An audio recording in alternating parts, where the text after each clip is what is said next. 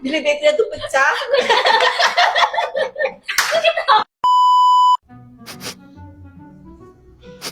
Kak, Hmm. kau kan dekat dengan aku kan. Aku ada bau badan tak? Nak jujur ke tak jujur? Tapi kalau better saya jujur lah Kak, memang kadang-kadang bau hangit Kak. Pening kadang-kadang Kak. Perut tak saya. Serius lah. Ya. Serius tak? Ya. Tengok ke bau aku ni? Sumpah. Makan bawang ke? Akak makan bawang ke?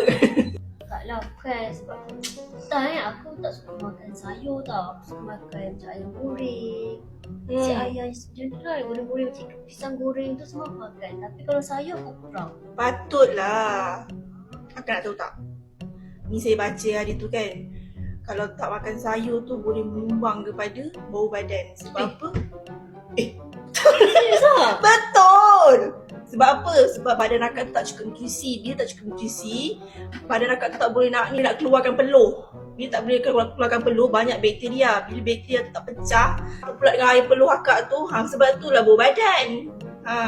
Jadinya macam mana kita nak mengatasi bau badan tu? Kena makan buah-buahan, sayur-sayuran, kena bersenam, kena minum air masak. Aku tengok kau Kak, hari-hari minum air manis. Tak kencing manis nanti kan apa pula jadinya?